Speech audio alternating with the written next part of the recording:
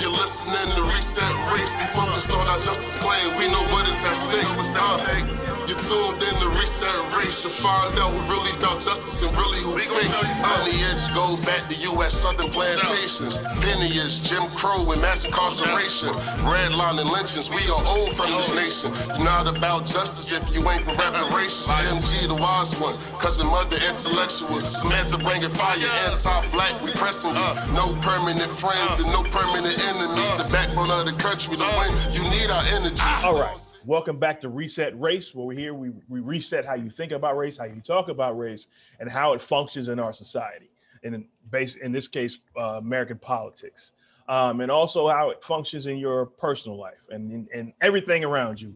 And once you listening to us, you'll be so much smarter. You may be even allowed to talk to Black people. So I'm Michael Graham from Active Fire Press. And some folks call me MG. Some folks call me other stuff that I can't talk about on here. So, but I'm here with our illustrious panel, the Reset Race Squad. So we're gonna start from the top. We're gonna let Sam introduce herself. Then it's gonna be Mud. Then it's gonna be John. Sam. Hey, thank you. So I'm Samantha Angelique. You can find me on Twitter. Samantha Angelique channeling Papa Legba Harder, which is at me 17 trillion. I also run We Will Not Suffer in Silence. I'm helping the therapists that are running American Descendants of Slavery lineage therapy, and I am working with MG on building resetrace.org. Yeah. So you can find me everywhere. But yeah, I do have We Will Not Suffer in Silence.org. And then you can also mainly find me. I feel like I'm always on Twitter. So alrighty, that's it. I'm gonna let y'all go to the next one because we gonna get it in tonight. I'm looking forward to this because y'all all ask the same questions over and over again. So we're gonna give you some answers. Oh boy, you ain't gonna like him either. All right, Mud, you up, baby. Call me Mud. You can find me on Twitter at of Lineage. You can also come to my YouTube channel, watch my videos. I deconstruct leftist whack-ass arguments about everything. But yeah. I appreciate that, Mud. Big John, talk to us. Yeah, it's John C. Twitter is at Jenny. Damn, I said Jenny. I mean, you ain't gotta add that out. Like, I'm feeling good, nigga. It's at John Danny OC. You know what I mean? Like, if you want to follow me, you can. I really don't care as usual. Just here to get justice for my people. You think about Janet Jackson? I'm sitting on that Janet Jackson a little bit. I ain't gonna lie. I don't know. But I'm feeling good. I'm with my family. You better go put some more anti-black leftists on the grill. I'm happy to be here. I don't know why I'm here. I'm always gonna keep saying it because y'all three of the most brilliant minds out of the community. I'm just happy to be around y'all, man, and fuck it, let's go get them. You already know. We gotta put some lefties on the grill. You know what we do. Yeah, we glad to have you, John. Stop lying, Negro. Hey, all right. So we're gonna now. Right now, we're gonna talk about one of our favorite. I say that you would see quotes if this was video, but one of our favorite economists, Matt Bruenig, being facetious. Being facetious like a mug, and one of the, oh my God, Zaid Jilani. Zaid is a prick. It is what it is. Again, my favorite question. Excuse me, sir. What caste are you? That's all I'd like to know. Are you a Brahmin? Absolutely. Yeah, absolutely. Are you a Brahmin? Yeah. Please continue. I'm sorry. Zaid is no problem. Zaid is always coming with the anti-black bullshit. If you understood class and race, what Sam is getting to, if you understood class and race and caste in India, you would understand. Now, we're assuming he's Indian now. He could be Pakistani or something else, but we won't go into that. But I'm assuming he's Indian. But maybe one day he'd tell us after he cusses me out for calling him a prick. I welcome that. I am at race reset on Twitter. At race reset on Twitter. He better not come over there. He better not come over there getting his ass fried. You better not come over there. I love embarrassing people that think they're smarter than me. I love that. All right. So with that said, this is Zaid Jilani is interviewing Matt Breunig about reparations and how economics works in some planet where I don't know where Matt is. Okay. Mm-hmm. So okay. So Mud, let me say when. Tell us when to stop. When you ready to get started, Mud, because you leading us for this one. Mud's So show, when yeah, you're ready to absolutely. stop, it's on you. Let us know, okay? You All can right, give let's people a short version of what you did the last time. Yeah, and so I know you've done a lot of work on like closing these gaps or at least reducing their size, not only like between racial categorizations, but between class categorizations or any other way you can think of people, just closing gaps between people who are on the bottom and people who are on the top.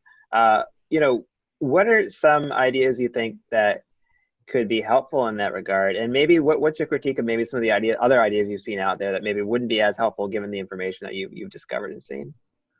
So, you know, when it comes to the racial wealth gap, I over the years, I've kind of thought about 4 different possibilities. The first one, and people talk a lot about this, though I don't think they think too hard about it, is let's just get the median Black family up to the median white family, right? And that is actually not difficult to do because, like we said, there's very little wealth in the bottom and in the middle of society, right? The bottom half owns like 1 or 2% of the wealth. And of course, the Black population is only 13% of the population. So if you want to kind of top them off and get them to the median, I calculated it's about 0.5% of national wealth. Like you could pretty much do that by just getting some money from white billionaires together, and you could make it happen. But as you might expect, something that cheap doesn't really solve the big problem. In fact, it only solves about 3% of the problem if you're talking about the overall racial wealth gap. So that seems like a dead end, like a solution.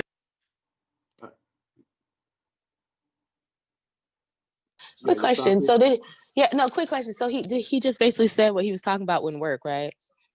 Yeah. Because he just said it would only take care of like 3%.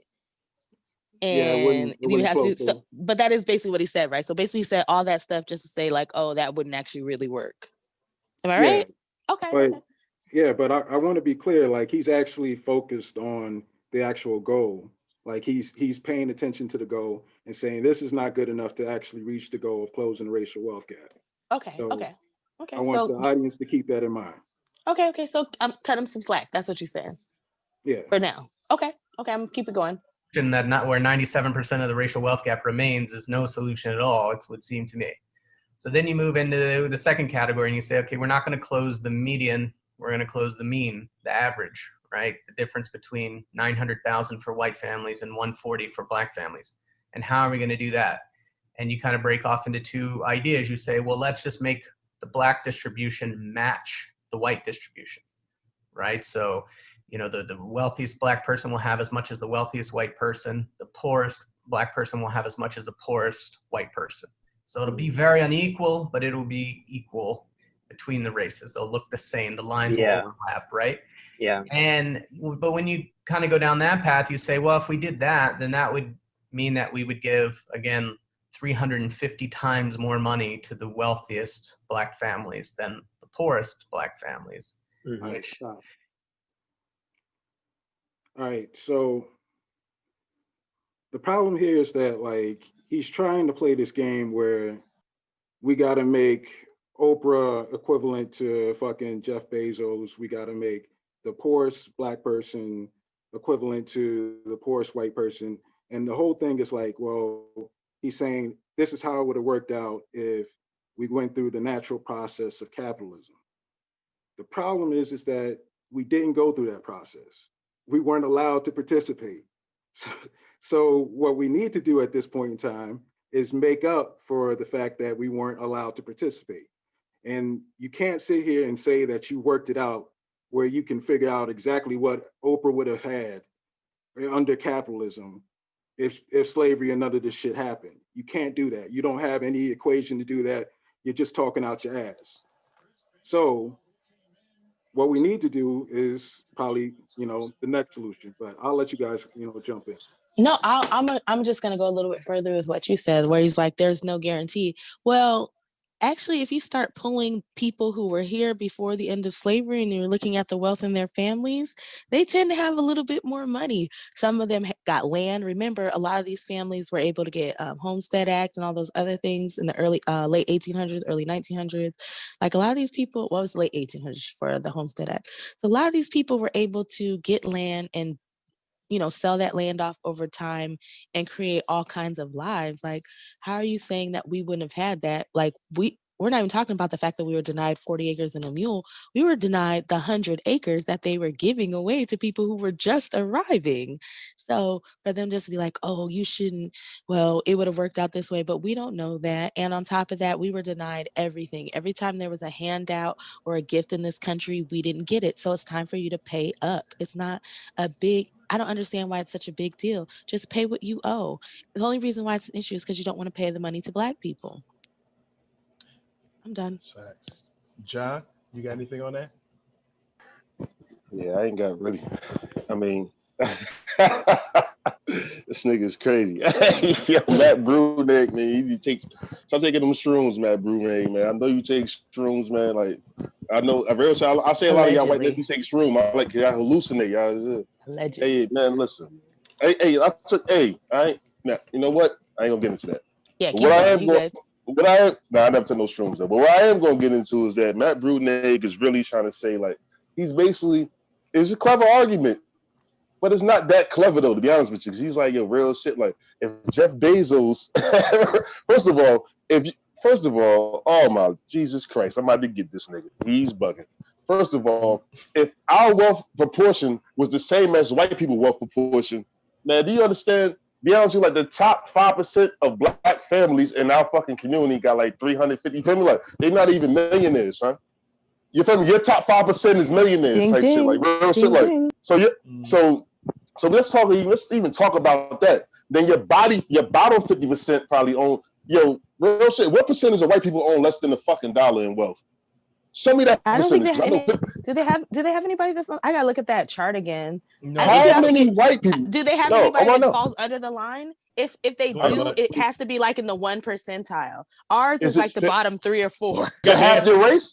Oh no! Is it half your race? Of course not. No. But and the thing about it, and what he's going to eventually allude to, I don't want to get too far into that argument yet, though. What he's going to allude to is that this minority group of people shouldn't have more wealth than other groups of people in the country because that's wrong. Mm-hmm. Yeah. And we're talking, we up, and you know what? The thing about it is like you're talking about closing the racial wealth gap. That's what we're talking about at the meeting. Hey, you're talking about closing the racial wealth gap. Period. Like, so the fact that Oprah is worth what Jeff Bezos is worth now, and the poorest white person is worth what the poorest Black person is worth now. Now we get into equality. Now, then after that though, then the debt come. Then you feel like then real shit. Like, then the other see that now we get into you right. Yeah, you absolutely yep. You feel me? The fact that, bro, we don't struggle. The fact that it's unequal at all times when the economy fluctuates, do good. It's inequality, but the amount of wealth level and the amount of money, the amount of income, the amount of power is always disproportionate to our group. This is what that will fix. Yeah, you're right, Matt Breunig.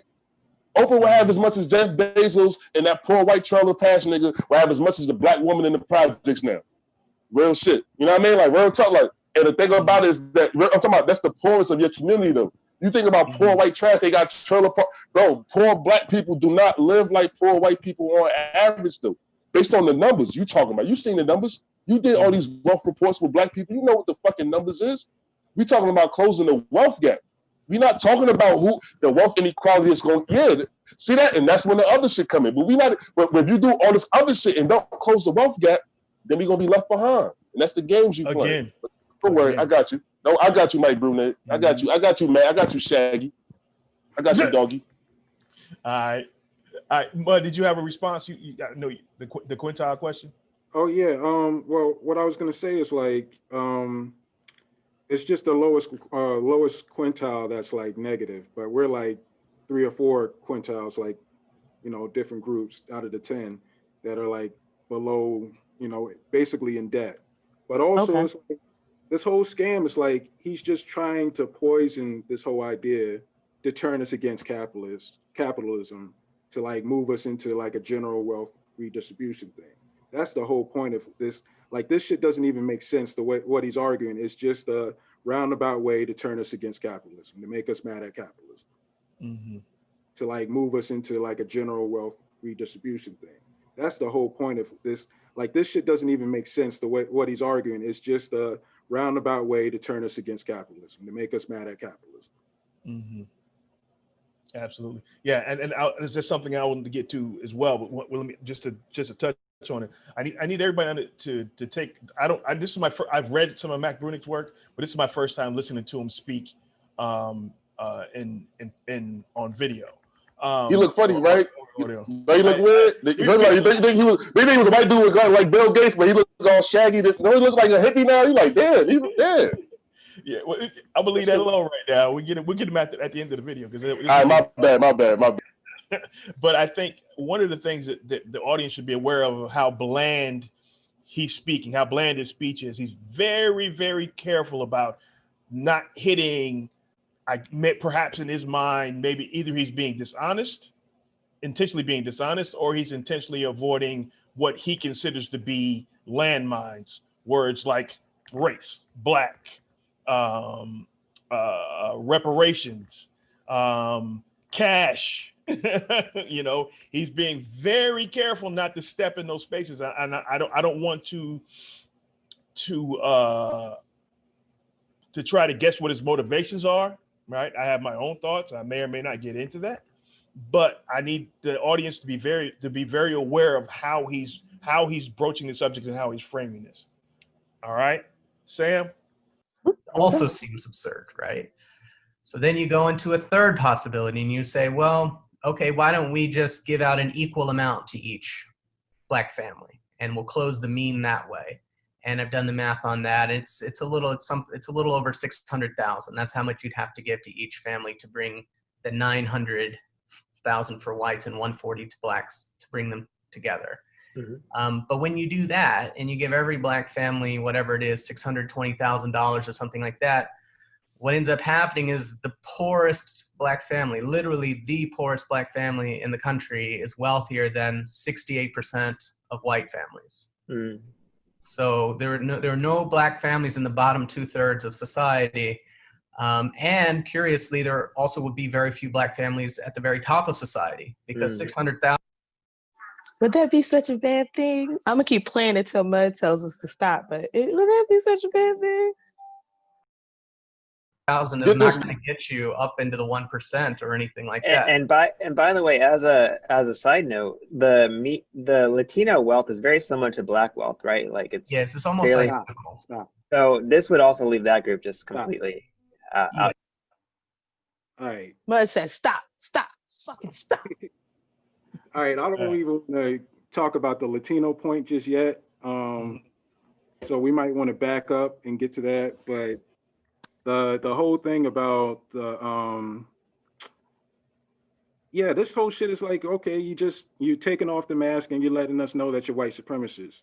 Why the fuck does it matter if black people have more money than 69% of white people? Who gives a fuck? After 400 years in building the country, yeah. After 400 years, and a lot of these white people are newer immigrants. It's not like a lot of these white. Remember, didn't Bernie Sanders people get here in the 30s? Yeah, one of my ladies, her daddy got here in the 60s. The 60s.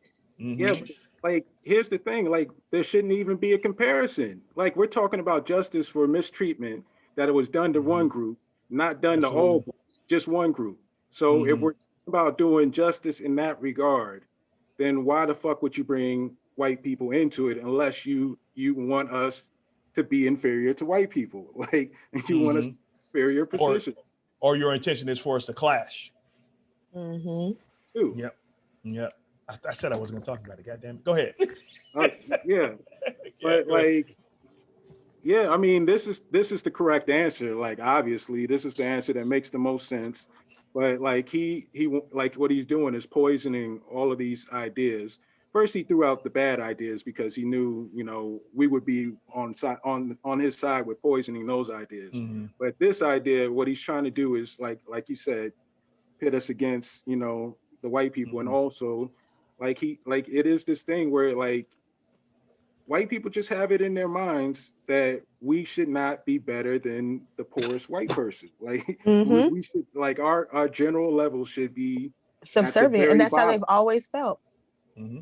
Leave us at the bottom. Yeah, absolutely. And that's why I always say when somebody comes with policy for black people, will we still be at the bottom at the end?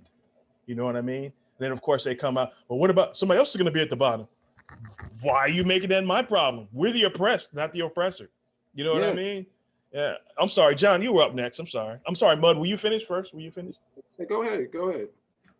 John?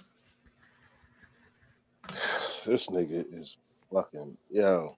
Shaggy need to real talk. Stop doing whatever coke. Stop doing it, Matt Bruenig. Stop. Real talk. Stop is making your brain turn your brain to mush and making the anti-blackness come out your head. You don't, bro. Listen, man. He said, listen, man. If we do this reparations the way it's supposed to be done, that means that 20% of the lowest black families are gonna be more wealthy than the. I'm like, you talking about how it is now, or so you talking about how it is now, and not only that, like, don't you think? Real talk. Listen, man. This been the position of Asians in this country since like the motherfucking late 1970s, and nobody got no fucking smoke for them. Nobody says you playing into capitalism. Nobody says you not with it. You ain't for the people. Nobody say nothing to these motherfuckers. But the group that's here and real talk and what who built the country MG was, and built the country. Been through all the fucking pain and struggle and had to deal with all this shit that helped ongoing come here. Real talk. You mad for at least real shit a few decades. Real shit, we gonna be wealthy. And he said we could do that, and they won't be as wealthy as the wealthiest family. So basically, you're saying that the majority of our family is gonna be upper middle class, and middle class. We're gonna have a stable community now, and white people won't have that. And if I'm like, so no, they'll still have that. They'll still have the stable communities that they have. They would see that, but he's making an argument saying that if we stabilize black people, the poor whites. You feel me? At median, feel me like real shit, we'll be above them. Yep, we should too. But now, for at least at least a few decades, y'all gotta eat the pain. We done ate the pain since we got here. You can't eat the pain for at least a century. And you know, like Sam said, we so good that we so good at people. We get the bread, we'll still be like, all right, and that shit probably lasts 50 years. You know what I mean? Like quote unquote. Well, by the end of the day, you still have white. By the end of you not bringing in a lot of shit. He's doing a lot of games with the numbers and shit. And I'm not saying he's an economist. He did his work. He did his homework. And I respect him as an economist, nigga. I don't real talk like I talk to real economists, people that really do the studies in this shit. At the end of the day, my ancestors, the common sense of my ancestors, telling me like, yo, bro, you gonna be mad that the most poorest group in this country, that been the poorest group in this country since the country was founded, will be wealthier. But their poorest will be wealthier than their poorest for a few years. You feel me? Like real shit for a few decades or honey. Feel me like after all the shit that's old to us. And you thinking that shit don't make us. You think he bugging. And real shit, like he's doing some real slippery slipping and sliding. Man, like real talk, man. That's why they're both very careful with the language. Right? Yeah, you're absolutely right. You're absolutely right. I'll let you go, MG. My bad. Yeah. Well, let me let Sam go first, and then yeah, because you switched the order, sir. My bad. Mud already spoke. Hey, definitely get him the fight. I was after Mud. Go get him. Go get him. But no, it's all good. No, I just.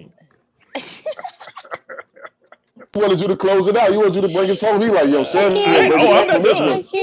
No, he was like, Sam, bring us home. Y'all ever saw Mean Girls, but you just reminded me of the black principal when he like raised his hand when they were like, who has been abused by so, and everybody's like raising their hand. Oh, hell no, Sam, hell no. Go ahead, Khaleesi, do your thing. I just find it so funny, like how you guys said, where he's like, well, black people would just be in the middle, would end up having more money than the bottom line. Well, let's talk about contribution, right?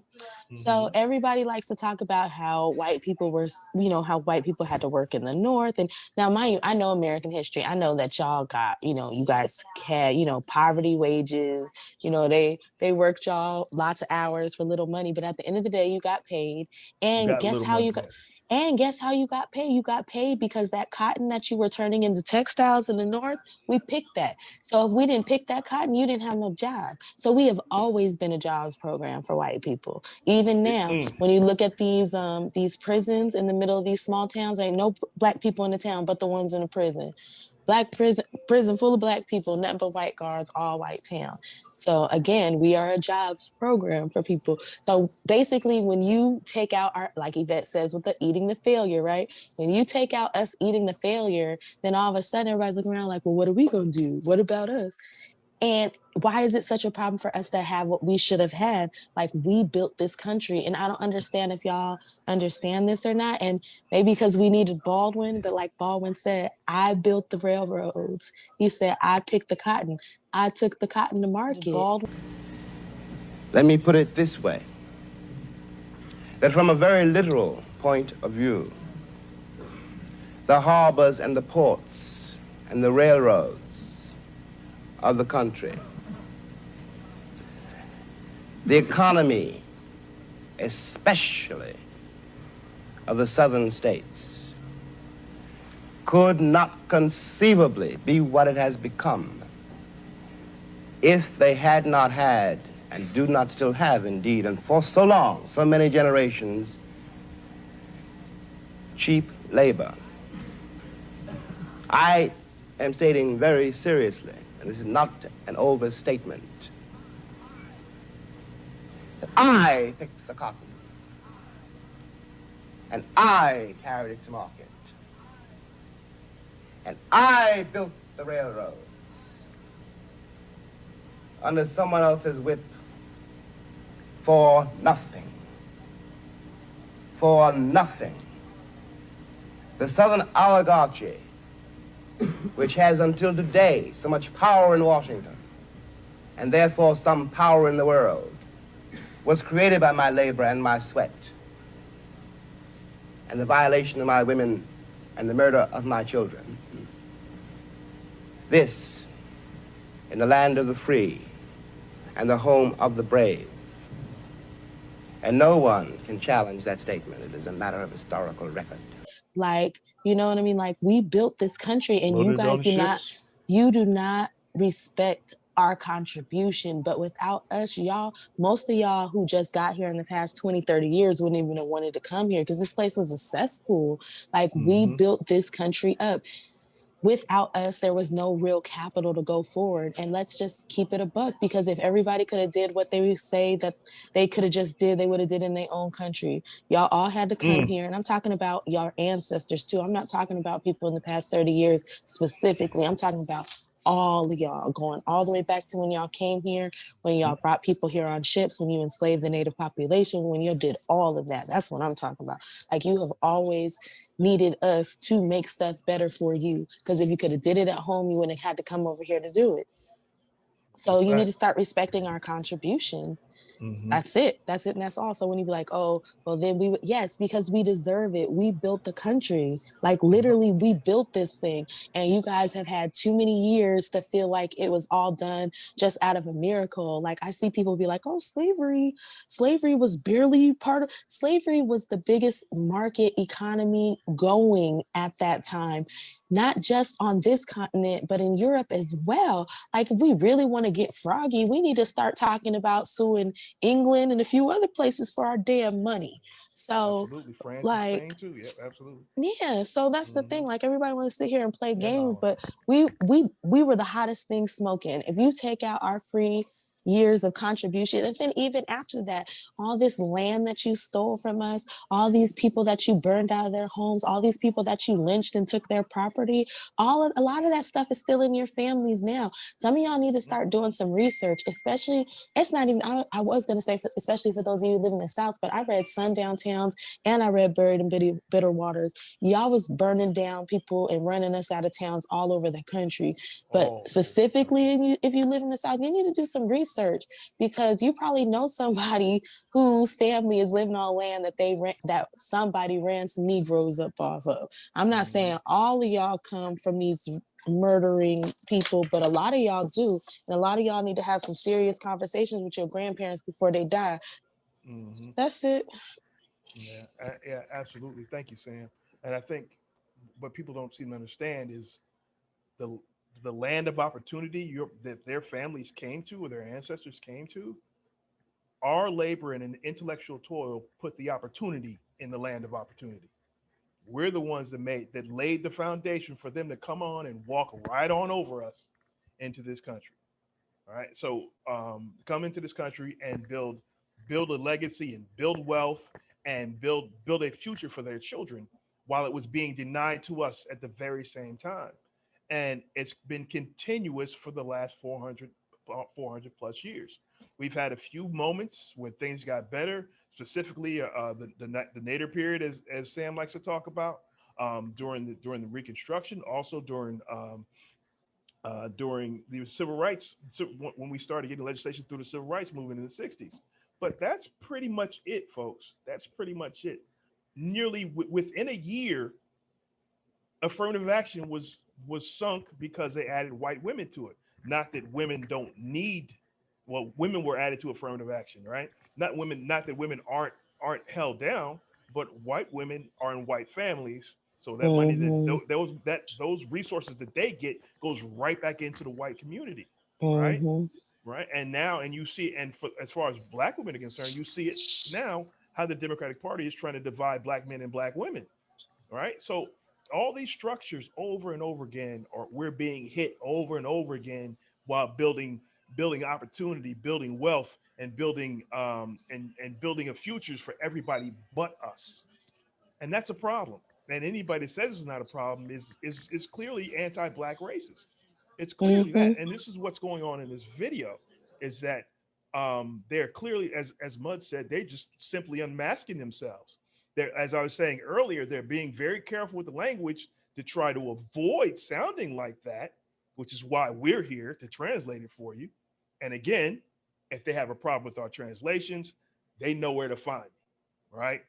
So, no way to find all of us. I'm sorry, I'm not trying to take Yeah, I everybody. want Sagar to see me first, though. Mhm. Yeah, yeah. Wait, hey, we can go down the line. Let's get it. All right. So, anybody else got anything before we move on?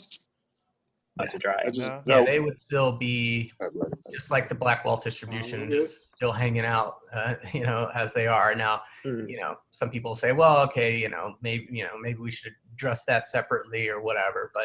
But yeah, they wouldn't be helped by that. But anyway, so you're like, well, that's kind of Yo. silly as well. It would seem a little bit weird to imagine that. Hey, Sam. I wanted to stop. Yo, yo, yo. Hey, yo, hey, yo, hey, yo, hey, yo, hey, yo, hey, yo, hey, yo. Listen, man. Hey, yo, Matt Bruenig, man, I know you done. Listen, I gotta talk to you, Shaggy. I gotta talk to you. Seth Rogen, Jonah Hill with a Shaggy cut. I gotta talk to you, bro. You just literally said that if we really quantified all these things you're talking about, then damn near every black family would be in the upper middle class. There won't be any rich ones or white ones, but every black family damn near, of them like, or disproportionately would be in the upper middle class. And you have an issue with that. Feel me? And then by proportion, if you feel me, because everybody like to talk about raw numbers when it comes to shit like crime and you feel me, and death and crime in the black community. Y'all like to talk about raw numbers, and still be more white people in the upper middle class than. Or it'll just be just as much of us in the upper middle class, based off the raw numbers of the demographics of the country. That is true. Thank you for saying that, John. You made But a good point. But he got an issue with the majority of black families not even being super wealthy or super poor, just being in the upper middle class. Shit that like our families earn, the labor costs, the fucking the discrimination costs, all the costs like finally get paid to us. The majority of black families being the upper middle class, and that's wrong. Man, if you don't shut, man, listen, this nigga's wild. I don't know. Y'all go get him. Y'all go get There him. would be very few black families at the very top of society, because 600,000 is not going to get you up into the 1% or anything like that. And by the way, as a side note, the Latino wealth is very similar to black wealth, right? Like it's almost identical. So this. Okay. All right. So why is the Indian guy bringing up the Latino wealth?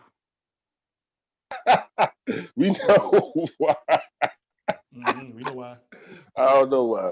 Nigga, we know why. why wouldn't he bring up Indian wealth? Like, why wouldn't that be? Well, you didn't know Latinos were picking cotton with us and getting called nigger and getting raped by the slave masters? Oh, you missed that in your history class? You missed them burning down Little Mexico? Nah, he wasn't doing that. Go ahead, But, go ahead, Mud. Yeah, I'm just saying, like you can see the motivations. Like, this is not even like some real shit where he's like interested in it for himself, unless he thinks he's white or Latino. Like, he probably thinks he's white. But anyways, like this shit with the Latinos. At one point they were. Yeah. The shit with the Latinos, like, why do they keep linking us with the fucking Latinos? Like, I don't have any issue with them, but our situations are completely different. They don't have our history. We don't have their history. Like, why do these people keep acting like everything that happens with Black people, everything that the government is like pushed to do for Black people has to include Latinos? Well, I think part of it is they're treating us like they treat white folks when they deal with us, right? So they use the Latinos to try to hold us, to keep us down the same way they use us to try to hold white people down. You see what I mean? Yeah, I mean, obviously that's what it is. It's like they're trying to create this division, and probably that's just the way I'm talking. Some Latinos will probably be turned off, and this is probably part of their goal. But we just got to be honest. Real. We got to be honest. We got to break this. This is horrible. Because Latinos had their own fight. Do your thing. Have your fight. Exactly. We may even help you. Exactly, but you don't get to piggyback on our fight. And on top of that, I don't care what y'all say, and this doesn't go for some of y'all, because there are three sets of Latinos. There are the Latinos that the border crossed over on them from Mexico, who have been here since the early 1900s and have always been here. And a lot of them is white Latinos, right? So we got that group, and then we got the new group. Yes.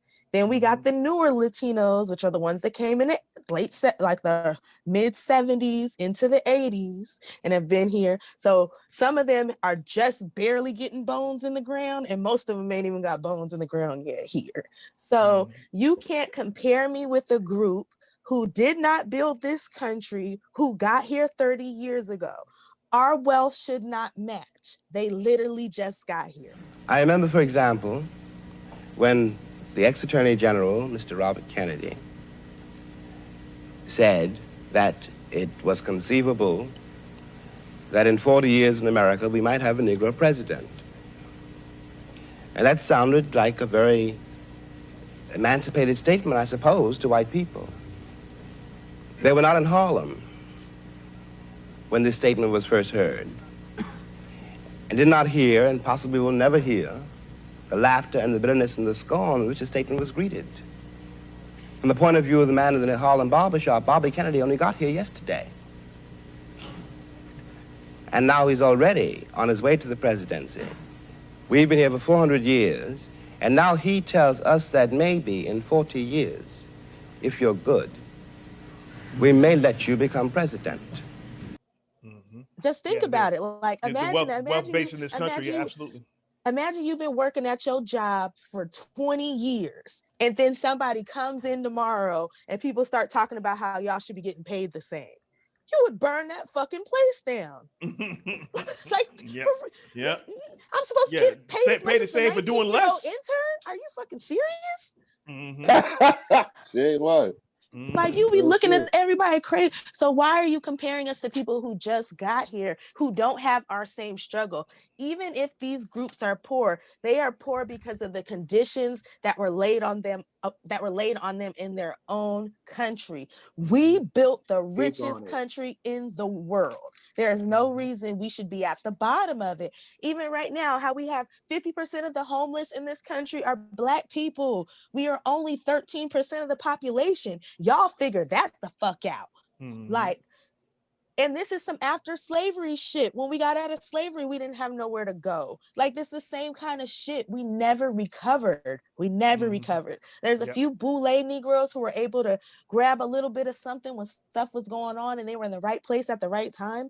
But a lot of people lost their shit because y'all motherfuckers used to go in people's towns and burn their shit down. And if you don't believe me, look up Red Summer of 1919. I need you to read Sundown Towns. I need you to read Buried in Bitter Waters. They do have a book called Red Summer. Like, you need to start reading all this stuff. Go sit down and read some stuff about your ancestors. Your ancestors used to fucking rape and pillage our shit. They were Al-Qaeda for us. Y'all was some white domestic terrorists, 100%. So for your descendants now to be telling us, oh, we shouldn't have to give you anything. If it would have happened after slavery, listen, y'all can read this book called My Face is Black is True, which is about Callie House, who is the original reparationist. Shortly after slavery, she's Queen Mother, right? Yes, like not too long after, she was trying to get pensions for the formerly enslaved. They did not want to pay them even then. They sat around and they said that they put like, they didn't want to even pay it then. They were like, oh, well, it's been such amount of years and it's over now, so there's no reason to pay. So the same arguments that you guys are making now, white racists were making in the 1800s. Y'all are no different. Your thought process is no different. That's why you should read history. Maybe if you would read history, you would realize how racist the shit that y'all say is, because you would see that like it's the same argument. Yes, well, it's their history too. Yeah, absolutely, absolutely. But y'all our need to take history some here time. is our interaction with them. Yeah, absolutely. Exactly. So the thing about it is we have to know about you. We are forced to know about you. Our lives depend on us knowing you, knowing your history, how you move, knowing how to code switch and be in your areas and be around you. Like, we have to be aware anytime we're around you. You guys know nothing about us, but always talk about us like you do. Whew, sorry, I'm done. Go ahead, y'all. I'm irritated with these people. I hate that. Like, don't compare me to people who literally got here after the Cosby Show, and don't talk to me when you don't even have bones buried here. And I know people get all up in their feelings, but my family has been here for generations. Like, so I don't want to hear shit when you literally got here like around the time I was born, or your people got here around the time I was born. Like, get the fuck on, for real. So if you're going to come here, then why don't you fight with us? But you don't get to use our fight and be like, well, we deserve this too. Why the fuck do you? Especially because a lot of y'all are racist in your own fucking country. So remember, Mayate, like every other group has a word for nigger in their language. Black folks ain't got no nigger words for nobody. We don't have any words. We like the words that you hear are adopted from other groups. We have never created a word for other groups to be disparaging of them, but to denigrate them. But all of y'all got a word for nigger. All of y'all. So we need to start having real conversations. And if, like I said, if y'all want to be like, let's all work together, that's one thing, but you don't get to be like, oh, well, I'm brown and I'm oppressed and we're the same. No, we're not the same, because our ancestors came here in slave ships or were enslaved on this continent. You chose to move to a racist country and you have to deal with that. We did not choose to come here. You chose to come to a racist country. This country was built on theft, rape, and fucking free labor. You know where you came. Okay, I'm done. I'm sorry, y'all. Let's keep moving. It's all right. But I want to talk about. I think what cousin Mud was alluding to when he was talking about the Latinos, and I want to talk about Brown Tucker Carlson Jr. It's a few of them. There's a few Indian Brown. It's Sagar. It's this dude. I mean, Brown Tucker Carlson Jr.'s and shit. Like, why are you, bro? You Indian, like, or you Middle Eastern, and yet you are using the argument of like black people shouldn't get this because Latinos live like this too. But first of all, you already know Sam just destroyed your whole shit, so I don't even want to hear that shit. But second of all, why you ain't talking about your people in this country? Like in this country, why you ain't talking about your family, how you got here? Because there is a group of you people that's here. Like, you feel me? Like, it's more than 100,000, probably 1 million of people that's here. They have a certain wealth position. We can get the data on that. Why you? Yeah, they bring people with them. Why you're not talking about the wealth gap between me and your people? Fucking Ziggy, whatever. I don't know his name. I call him Ziggy. You know Ziggy, like Ziggy Diggy. I call him like, all right, Ziggy. I think it's Zaid. It's Ziggy. spelled Z-A-I-D. Z-I-D. All right, MG. You know I'm gonna call nigga Ziggy. You know I don't give a fuck. I'm all right. I don't give a fuck either. I'm calling. He ain't got a problem with us. He knows where to find us. All great. Hey, yeah, nah, I ain't saying it like that. I ain't saying it like that, but I'm gonna call that motherfucker Ziggy because I don't give a fuck. Because he talking some bullshit to us. How you gonna come over here and really talk about some real talk? Like, this is the wealth disparity between the blacks and Latinos. First of all, just see that, and that's that people of color shit. That's the thing about it is that we have no. I think I can speak for all of us. I can't really speak for all of us. I'm off the hook, but I think I can speak to the sentiment of all of us when we say we really have no issues with no other groups of people. We really, we'll really take time to read about your oppression and your pain and shit like that. Like, we really know what the fuck happened to motherfucking Chinese people with Japan. If I'm like Japanese, real talk. White we know about all this shit. We live in America. We know about how the Indian Brahmin, you feel me, the Brahmin caste, how we know all about this shit. You feel me? Like, we know about shit in Europe, how the Irish got treated like shit by the, you feel me? We know about all this shit. Then you come here and you like, nigga, you don't know about us? And you here? And like, what the fuck is that shit? So I just felt that it was funny as hell. He ain't bring up his wealth gap. He ain't bring up, first of all, he ain't state his lineage and how his specific group of people compared to the black people. And I want him to make that argument. I wanted to make his argument because I knew eventually it's going to turn to a right-wing argument. That's why they don't want to do wealth redistribution because they're a little bit higher up in the money. So remember, when we look at their median wealth, like their shit is like 150. So what is theirs at the top? Remember, that's the median, right? So wealth redistribution might actually jumble up some of their money, and maybe that's why they ain't happy. But no disrespect, but you can always go back and build your home country. Absolutely. I think Matt Bruenig should. I think Matt Bruenig. If you don't want them to steal your money, I don't want anybody to feel like they get their money stolen. So feel free to take your money and run.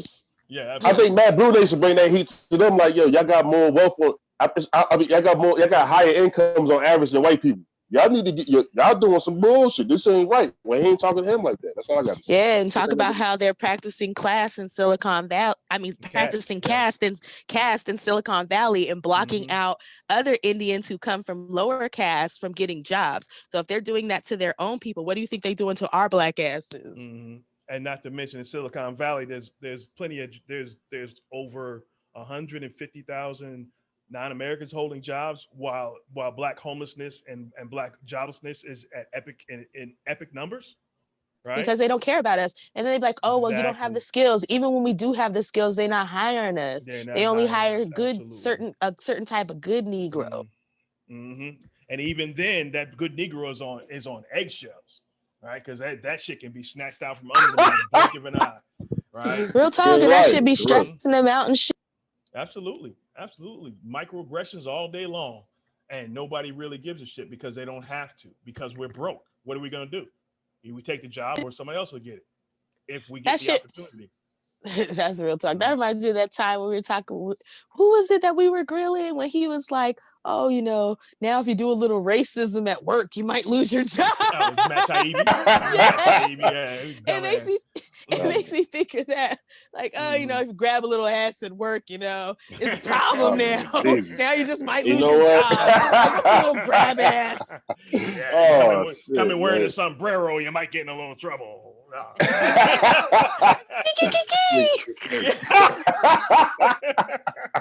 Exactly. All right, let me get in on this now. Yeah. Can't even do karaoke in the office. All right, so one of the I guess most everybody pretty much covered this point of view where we're constantly compared to other groups, even though we're unique. But the worst part about it is that they're trying to dishonestly and deviously push the oppression of others on another oppressed group, meaning us. So we're not only responsible for our own oppression, we're responsible for the repression of others. Meanwhile, they're not saying it. Notice they're not saying anything about the white oppressor, right? It's just all this well, and the national oppressor, right? Because there's a lot of people at a lot of the top of the food chain who have joined into this oppression, Zed. Um, so now our oppression is a group project, right? And the left is taking their role. They're taking on this role with zeal, with absolute zeal, right? So stop trying to make us equivocate us with the oppressor, and not stop making other people's oppression our responsibility. They don't do this to anybody. We say this every show, but every recording we say this. No other group is. They never tell the Jews. What about the Native Americans, right? The Holocaust survivors, right? Because some people hear the word Jews and think I'm saying something negative. No, that's how they address themselves. So I'll say Jewish people just to keep it clear, right? Nobody ever tells Jewish people, Jewish Holocaust survivors, that you Jewish Holocaust survivors, you are now responsible for taking care of the Japanese, or you're responsible for Native Americans. You know what I mean? Go ahead, Sam. I was gonna say, how many of them was on Twitter when Obama earmarked that 12 million for them or something like that? Mm-hmm. How many of them was in Jewish people's DMs telling them you don't deserve that money, get that shit back? Mm-hmm. Or the Asian community getting two economic empowerment acts. They got one under Trump, and Trump. Under Obama. They got two. Yeah, absolutely. Look it up, people. Mm-hmm. Asians got two economic empowerment acts. So when they say that they don't ask for nothing from the government and this and that, everybody goes to the government with their hands out, except for blacks and poor whites. Mm-hmm. Everybody else goes to the government with their hands out. Those are the only two groups who don't. Absolutely. And you notice how they don't say, you never hear anyone say anything about Asians not getting something because of poor whites. You never hear no shit like that. Yep. Ever. Never, ever. All right, Sam, I'm good. Go on. We can go. But that is true. I have never heard that. Could you imagine if when they gave the Japanese their money, if they pulled all white people, like, should we give the Japanese this money from when we intern them? They would have been like, no, of course they never do that. They'll never do that. They're adults now. They don't need that money. And you see that, and then we get that reason. We calling out all this shit. Yeah. All right. I'm about to get this play button, y'all. See that when we get into that reason, then we gotta get into the caste system. You feel me? Like then we gotta get into the caste system, and that's some shit that I'm sure we're gonna do. Really don't want to do. Yeah, we're gonna get there. All right, let's go ahead and hit the play button. Because we still gotta do Adolph Reed. Adolph Reed. All right, cool. Adolph Reed. Completely out to dry. Yeah, they would still be. Stop that. It's like the black wealth distribution. You hear that? You hear the language? Leave them out to dry. Again, making us responsible for the oppression of another group. Yeah, when did we make people? How many farms do we own that we can force? No, for real. How many farms? Because they stole so much of our farmland and stuff. Mm-hmm. How many farms that we own that were exploiting undocumented people? Mm-hmm. No, like for real. How many black people got a bunch of undocumented people, working on a farm where they're exploiting their labor and treating them like trash and not letting them do anything and locking them in places? Like, I haven't seen a lot of us who are. I don't know no Negroes. I know no Negroes who participated in that. No Negroes I know. About women, man, child. No, they don't participate. I don't know any black people bombing any Latinos out of their neighborhoods, but I do know if you look up Boyle Heights in LA and look about Latinos bombing blacks out of a community, it has happened. So we don't bother nobody. Helped by a racist sheriff's department, white Latino gangs. Yeah. So that's the whole thing, right? So why are we responsible for people that we aren't oppressing? How about you, Matt Bruenig? Don't make me Ernie Chambers your ass. How about you, Matt Bruenig? Why don't you deal with what's going on with the Latinos? Because y'all are the people who are oppressing them. Y'all are the ones who, exploit them for cheap labor. And then for those of the ones who are American citizens, you guys are the ones who are denying a lot of them opportunities. Like, yeah, some of them are getting opportunities because they got a hookup. But I have a feeling in another 20 years, their shit will shake out like ours. They'll have their elites who will exploit people to get where they need to be, and then they'll have they'll have a few little people below that, and then they'll have everybody else be poor. I'm pretty sure their numbers are going to be looking exactly the same. Yeah, because this country awards sociopathy. So exactly. I mean, it is what it is. So I'm sorry, I want to stop there. I wanted to point out that language, leaving them behind. That's not our responsibility. Go ahead. Not at Hey all. yo, can I just say something on that? Because Yeah, you go know, ahead. Go ahead. I mean, go ahead, John. hey, I'm sorry. now man, what MG said, like real talk, like real shit, like what you and Sam is saying is really that shit is really fucking that shit crazy because it's real shit. Like, so Sam is basically saying like in you feel me, like basically like after Latinos be here for 100 years, they're gonna start seeing. Guess what though? The thing about it is different though because they're gonna start seeing that desegregation. If I mean, they're gonna see the desegregation, not degradation, but just the differences and communities, because Latinos is a whole group of people, and think about it from a whole different group of races of people. You know what I mean? Like it's Asian Latinos, Ethnicities. bro. Yeah. It's Chinese Puerto Ricans, bro. You know what I'm Yeah, saying? Like different. that Yeah. they came over on the coolie. That was coolies and shit like that. You know what I mean? That speak Spanish Same with to you. Chinese Jamaicans. Yep. Chinese, like Mm-hmm. so They have a lot of you gonna start ethnicities seeing within that. their group. Mm-hmm. You gonna start seeing that disaggregated in America though. Then you gonna start seeing, feel me, and you might start seeing that same wealth gap that you had in your old country you was running from here. But feel me, like, Yeah, and you keep exactly. playing them. The If you white don't give us Latinos what are we going to be the want, that's ones who what's get the gonna happen to you. money. The white Latinos will be the ones that get the money, and the Latinos that are dark like you, and the ones that are more towards the middle color, they're going to end up You'll get struggling. It's going to end Americanized. up being, You feel me? yeah. You don't get aid on sides. Same thing came like during Penny's time, like the early 1900s, Penny's time. Fuck Jim Crow, Black Code time. They came around that time. So Native I can period. see that's a separate case though. I respect their case though, but they ain't descent from slavery. See that we could break that down though. That's another discussion. But I still think what MJ was saying though. We got plenty of folks that's to true. talk about. And we could that's a definitely have separate that discussion. Because if you really wanted to include everybody, you really could just be like anybody that was here before 1960. Or we could go as far as 1955, because that's what a good 10 years before the Immigration Act. And that would cover most people who were already here. You know, before the days of ADOS, I had tossed around the idea of a sliding scale based on how long your family. Yeah, I don't like that. I would actually rather them do a separate claim for redlining, because mainly most of them who got here, if you got here in the 60s, all you can really complain about is redlining. Because you got here after everything was kind of opened up. You didn't go through Jim Crow. You know what I mean? Like, you really they still not ADOS, bro. They still not owe what we owe, period. So at the end of the day, like, we're not even talking about you. Think about it is that think about it. When we say we're making this shit clear, so when it's time for you to get what's yours, you can, for me, now you know it's real now. Because when we get our shit, you're going to try to go get your shit. It's going to be way easy to get your shit after we get our shit. Everybody get their shit. But I feel like I just want to say one thing, though.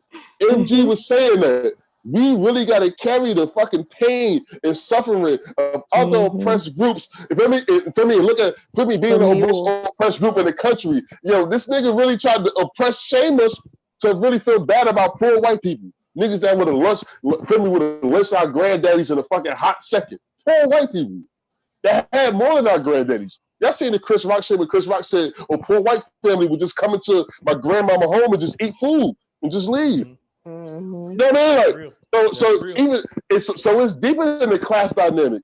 Y'all is bugging. Real shit. Us getting what's owed to us is the beginning of what you feel like you're getting by saying police don't kill you and go to school and all this other shit. No, give us what's owed to us. This is the beginning of it now, because when you got money in this country, you got power. And I think that what MG was saying about that shit, when MG was like, yo, you trying to make us feel bad about poor white people? Like, you trying to say, like, people that have been poor from slavery to now, that's like 10 generations of fucking American people. Damn near between 8 to 10 generations of Americans been in poverty. You know what I mean? They move here, poverty. And you compare this to the poor white dude that could have possibly was a slave trader. His poverty was different. Even LBJ shit was different. So you trying to shame us into feeling like you trying to like us fighting for. You don't do this to any other group too. I think the main thing he was saying, you don't do this to any other group. I'm not saying that poor white people don't go do some shit. That's the failure of American capitalism. That's not my fault, bro. That's just a failure of just plain American cap. But we are the failure that shit was built on though. See, you just in the system. You feel me? Like, we the failure that shit built on. We just in the system. You feel me? Like, we the backbone of the system that built this capitalism that you felling on. That's what you don't understand. So these motherfuckers. So after that, what y'all saying is great. I'm out. I don't want to talk no more. I'm tired of these niggas. So funny. All right, Sam, you had something to say, Sam? No, I was just gonna say, I think the problem is they feel like we're how they are, right? So we see like how now that Biden won the election, a lot of these white people are going back to sleep, right? So like, oh, we can't let you black folks get y'all money, because if y'all get y'all money, y'all won't help us in this fight that we want to have with these real rich motherfuckers. But unlike you motherfuckers, we actually care about justice. So you can give us our money and we'll fight with you. But you keep acting like you don't want to pay us. We gon' like, okay, so I'm glad that this one's going out on Sunday. I got this Latina homegirl, right? And she works with a revolutionary group. I'm not gonna bring the group up on here because, you know, whatever. I don't want to put her on blast like that. But when she hears this, she'll know that I'm talking about it. And, you know, I was talking about how how we want to start, you know, working on building coalitions and like reparations first. And she was like, well, you're starting like at the widest part of the river instead of trying to cross where it's shorter. And I said, well, if you're not for reparations, I don't need you in my coalition. She's like, I understand what you're saying. And I was like, I need you to understand what I'm saying. So white people, we all are in a house, right? White people have set this house on fire. Yes, it was the rich oligarch white people, but they still white. So they set the house on fire, right? So you got middle class whites, you got poor whites, you got all of that stuff in there. And you got your POCs. Some of y'all set the light into the curtain. Some of y'all helped, right? And then now, so now the house is about to burn down and y'all trying to run about the house. But y'all trying to leave the black people in the house to burn down in the motherfucker that you set the fire to. ADOS is closing ranks around you, and we are going to lockstep and hold you, and we will all burn down in this house together. So either we going to come together and we going to all run up out this bitch, or we going to lock you in this motherfucker and we all just going to burn it. We just going to burn. So I think y'all need to understand that we are not playing. Like, I am my ancestors. And a lot of the history that you read about our ancestors is this whitewashed, nicey, you know, stuff that makes you guys comfortable. But my ancestors, our ancestors' true history, we don't fuck around. So y'all you either gonna get down or you gonna lay down. Get out or lay down. We gonna get it one way or the other. So trust and believe. You need us. You need our energy. You need our fight, and you need our ancestors to help you to get this through. They prove it in your history every cycle. Yeah, Mud, you got anything to move on? I'm sorry, Sam. Were you done? No, I'm done. Thank you. Okay. You good, Mud? All right, Sam. Like a minute left. Let's really ride through, and then we get to cooking again. And just still hanging out, you know, as they are now. You know, some people say, well, okay, maybe we should address that separately or whatever. But yeah, they wouldn't be helped by that. But anyway, so you're like, well, that's kind of silly as well. It would seem a little bit weird to imagine that, you know, but for histories of racism and slavery and Jim Crow and so on, every black family would be in like the upper middle class. There would be none at the top and none at the bottom. That doesn't really make sense either. Nobody's saying that. So that's number 3. So then you go, okay, well, arguments doesn't really work. Matching the distributions, that seems goofy. You're just giving a bunch of money to affluent black families. Flat payment, weird. Every black family's in the upper middle class. Like, oh my God, it's so weird. You're left with, it's well, a black we need to do general redistribution. You know, the top 10% of the country in terms of wealth is almost all white, like 90+% white. The bottom half is about 50-50, black, Latino, and white, or I guess I should say non-white and white, right? 50-50. So move money from the top to the bottom, you solve both problems at the same time, because the racial gap shrinks and the class gap shrinks, and you don't run into those other problems. It just sort of other problems? Both problems. So this is the thing that I don't understand. I don't understand what the other problems are, right? So this is the thing. We heard enough of that. Go ahead. Okay. Yeah. So because it's pretty much the end, anyways. We only got 8 seconds left. So, but my whole thing is. You couldn't even wait 8 seconds. Go ahead, I'm messing with you. Brings I'm everyone messing with you, Sam. Resentment from those and poor whites who are kind of like, well, hey, Yeah, poor whites. There we go. Right Poor whites. Poor white people. But the funny thing is, I actually care about poor white people, but I don't care about you getting wealth redistribution before I get my reparations. I'll tell you that much, because, you know, if y'all would have teamed up with us back in the day, y'all would have been, this country would be completely different if it wasn't anti-Black. Absolutely. And its anti-Blackness has retarded it. Yeah, this country's anti-Blackness has retarded it, as in dictionary term retarded, as in slowed down, held back. Yeah, absolutely. So it's all, and you can read it in the history books when you look at all these different movements. They could have been a lot further along if they would have just, you know, embraced us instead of doing what they always do, which is, you know, just choosing themselves first. Like, y'all are very selfish people. You're very selfish people, and we have to, y'all got to get past that. Oh my God, it's my favorite. It's my favorite. Why don't Black kids like to learn how to speak Spanish? Yeah. Hey, let's close this out, and then we'll move on to that. All right. Okay. So, all right. So, Mud, what you got on that? On Zaid, and I guess final. Yeah, unmute yourself, Mud. Sorry about that. Yeah, I just want to. Yes. So you see how he said this would solve both problems, and then he did this tricky thing where he said it would shrink the racial wealth gap, not solve the, like, it wouldn't eliminate.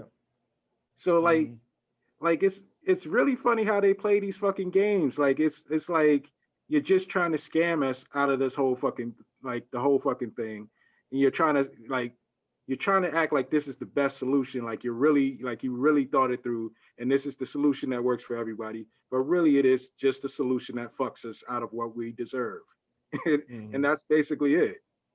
Yeah, absolutely. John, what you got? Last thoughts for this one? Yeah, man. Hey, Mud, you ain't like Cousin Mud. As always, he ain't fucking lying. None of y'all ain't lying, man. He trying to play these games. He's trying to say that hey, yo, what the fuck makes it, yo, you know what? This is what I caught from what he said. He basically, his whole point, he went to say we can give them money and that'll make fucking this poor white people the same. That's our goal. Or we can give them certain type of money in a certain way, then it's going to make the majority of Black people upper middle class. Good. Oh no. What we really got to do is redistribute the wealth that they have between races. Basically, that's basically what he's saying, though. Basically, what he said. I don't know. He's not saying that they should redistribute the whole class. You're right. Keep going. He said, let's redistribute the wealth between both lines of race and shit like that. So basically, let's stabilize what. Basically, our whole argument gets to left. His whole argument was like, let's stabilize white people and give Black people crumbs. Because we don't have no fucking wealth to fucking redistribute. See that? This the fucking, he crazy. They crazy. Yo, how you left with you crazy? You think he ain't peeped that? He said all this, like, let's give them their money. That means, damn, they might have more money than the average white family. Good. Oh, no way. If we just break it down the way we got money now, they're going to have just as much money in us. And that's not good, which it will be good. It'd be better for your left-wing argument, you fucking idiot. You dummy. You know what I mean? Like, real shit. Now you can really, now you going to have, now the shit is, you marshmallow bag, like a big-ass marshmallow with a wig on. You dumbass. You dumb as hell. And now, he come like a big bag of marshmallows with a fucking 70s wig on, with a Kristen Bell 70s, he was the fat nigga in that movie. You know what I'm talking about? With that wig on, looking crazy. Dumb. Real talk. You an economist, motherfucker? Motherfucker, like, real shit. Like, I don't know nothing about math. So can another day, can we have a conversation about how you could just be white and you get to do everything? No Black person could look like that and be an economist. I'm sorry, it's real talk. You goddamn right they can. Dr. Darity had waves, my nigga. He chilling right now. That Darity had waves spinning before. His shit, and his shit a box too. He got the little box shit. His shit the box too though. Let's keep it a thou wow. That shit, you good, Doc. You good. You my dude. But at the end of the day, like, I appreciate you. We love you, Doc. Period. But what his overall came back argument was like, you know what? We gotta redistribute wealth from the white and the Black classes. That's gonna make it fair. But we don't have no fucking wealth, you idiot. I'm sorry. He's bugging. This shit is fucking ridiculous, man. This is crazy, nigga. Nigga, I'm about to know what, nigga. I'm taking a nap. I don't even want to talk about So it. what you gonna do? That niggas Like a tell man. Uncle Reed, tell Uncle Reed up, said, yo, Mud, MG, I'm taking a nap. I'm turning the camera off. I'm taking a nap, nigga. I'm looking forward to seeing Adolph Reed, especially because his daddy was a class reductionist too. Like I was reading this book about labor history, and they were talking about how his daddy, when the blacks wanted to break off and create their own union because the white union wasn't representing them properly, his daddy was like, we don't need to do that. We need to stick it out here. So he comes from a whole line of sellouts. That's in his blood. Damn, it's a genetic His son's a sellout. He's a sellout too. All right, we'll get to that in a minute. Sam, you got any last Nah, I'm thoughts? done, man. I'm done because we've been talking forever. We might as well move on. All right, so let me get my last. Can I get my last? Sam, please do. On me. MG, hell yeah, get your piece off, cuz. What you talking about? Do you? I think you the Roswell. What's up? Listen, I think if we look at this fiscally, right, that even though all the money comes from the same place, it's basically two different pots, right? So we have a debt that needs to be paid, and we have a universal program that needs to help people get out of debt, right? So as Sam likes to say, and it's brilliant to frame it this way, is that pay us first, give us that debt money, and then you'll spend less in that universal program because there will be less inequality to deal with, right? So if you're honest, if you're an honest broker in this, reparations actually helps, as John was saying, reparations actually helps your project on the left, right? But you can't get past this anti-blackness or anti-ADOSness, more specifically. You can't get beyond that, and the fear of this fear of white backlash when you won't even try, you just feed into it, right? Which tells me, I guess I'm going to go into it. I said I may or may not go into it, but I'm going to go into it, which tells me you are on board with the anti-blackness, right? Because Zaid Jilani is a writer. His job is to frame these things and change opinion, try to change the opinion of people that are reading. But he doesn't try that. He just says, okay, this is just the way it is. This is the only place he does that. The only space, because I read his writing. This race thing for black people is the only space where he doesn't try to persuade. Because he's anti-black. He's an anti-black racist. Exactly. Like I said, he's most likely a Brahmin.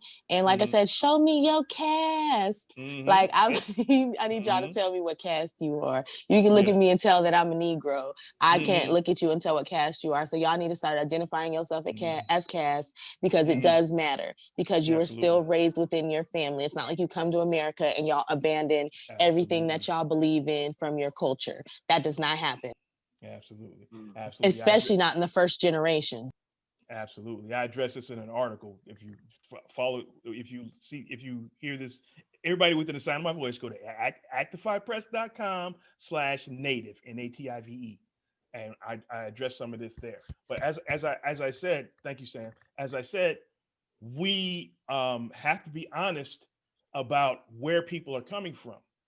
If you're about justice, this is the biggest justice claim in the country, the biggest unaddressed justice claim in the country, right? No question about it.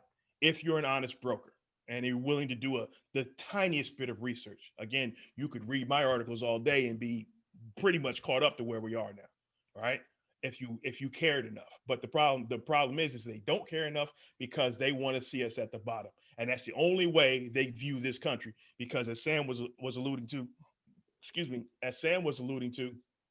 as a Brahmin, the bottom caste in India is the untouchables, right? Is the Prado? No, that's Brazil. Anyway, I forget the name of that caste, the official name for that caste, right?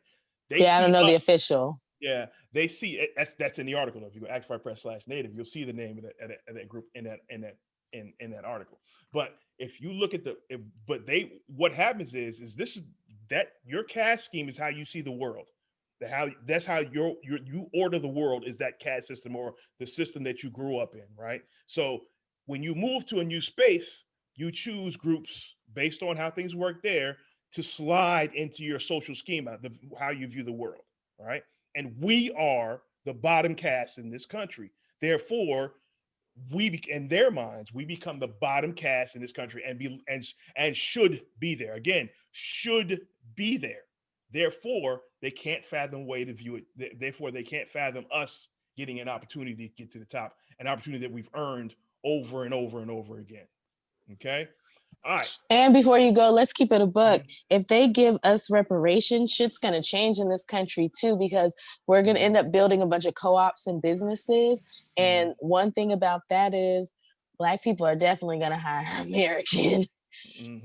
Yeah. I'm just saying, no disrespect to anybody. Cousin Ray Ray needs a job. Ray Ray just got out. He needs a job. Everybody, like we got a whole bunch of people who need. Cousin Ray Ray need a job, and then our kids always got some white or POC friend hanging around who happened to be stuck in poverty with us. You're gonna be giving Juan a job. You're gonna be giving, everybody, little Julie, little Age. Yep, you know what I mean. Yep, Trevor gonna get a job. Little poor Julie gonna get a job because she, you know what I mean, like, because we might. I mean, we might. Yeah, nigga, we just might. We might. We were like, all right, man. Nah, like, all right, please. We just see that. No other group of people still do that though. When we get nobody money, do we that. Still gonna be paranoid. We were like, we ain't doing that. They be done sent the people in and sent us to jail. we be the first CEOs ever arrested for bringing in undocumented. But we the only group of people that would do that. Word up. We the only people that might get arrested, getting sent to jail again because we don't do this shit no more. So if we get our money, like, we're fair people, like, we're gonna build a lot of jobs. And contrary to popular belief, we're not gonna be sitting around discriminating, talking about we're not hiring any white people. We not, because we don't get down like that, because we always are thinking about how to be fair. If we acted like y'all did, this country would have never built. Yeah. All right. I'm sorry. Is that you done, Sam? I'm sorry. Yeah, I'm done. Let's wrap this up. All right, so we wrapping this one up. So that's it. Again, this is Reset Race. I'm Michael Graham, and we our panel was Sam, Mud, and John. Check us out next show. Please like, subscribe, and share. Tell all your friends about our little raggedy ass show, and come back next time. Shit ain't raggedy, man. That shit fire. It is fun. Hot fire. I do love this show. This is fun. All right, it's fun when you can tell the truth and light folks up. That is some fun shit. Right. I love this shit. It's the best. Nah, I'm bugging out. My bad, bro. My bad. So that's it, family. We out. Thank you very much for listening. Check us out again next time. Listening to Reset Race. You now tuned in to Reset Race. You're listening to Reset Race. You're now tuned in to Reset Race. Put them back on the grill again. We grilling them. Put them back on the grill again. We grilling them. Put them back on the grill again. We grilling them. Back on the grill again. We grilling them. You're listening to Reset Race. ADOS need reparations to make America great. You're tuned in to Reset Race. We no longer starving while others eat off our plate. No. You're listening to Reset Race. We focused on our justice claim. We know what is at stake. You're tuned in to Reset Race. You'll find out who really about justice and really who fake. On the edge, go back to U.S. Southern plantations. Penniers, Jim Crow, and mass incarceration. Redline and lynchings. We are old from this nation. You're not about justice if you ain't for reparations. MG, the wise one. Cousin Mother, intellectual. Samantha, bringing fire. Anti-black, we pressing you. No permanent friends and no permanent enemies. The backbone of the country. To win, you need our energy. You gon' see. Listening to Reset Race. You now tuned in to Reset Race. You're listening to Reset Race. You're now tuned in to Reset Race. Put them back on the grill again. We grilling them. Put them back on the grill again. We grilling them. Put them back on the grill again. We grilling them. Back on the grill again. We grilling them. You're listening to Reset Race. ADOS need reparations to make America great. You're tuned in to Reset Race. We no longer starving while others eat off our plate. No. You're listening to Reset Race. We focused on our justice claim. We know what is at stake.